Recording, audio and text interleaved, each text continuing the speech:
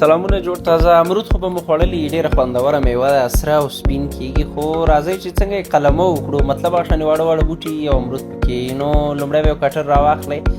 د امرود بوټي به داسې پوستکی واړوئ په اندازې سره داسې نه چې تاو یاست بیا به یو دانه هلو راواخلئ په منځ دوه ځایه کې هغه کوم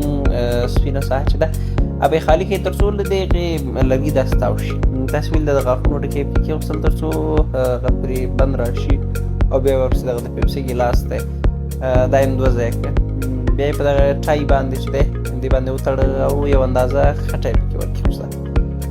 ګورئ ښه او بیا دا پلاستیک دې خاطر باندې تاویږي چې هوا ورنشي 5 څلوېښت ورځې وروسته تاسو وګورئ چې اوس څه چل شوی دی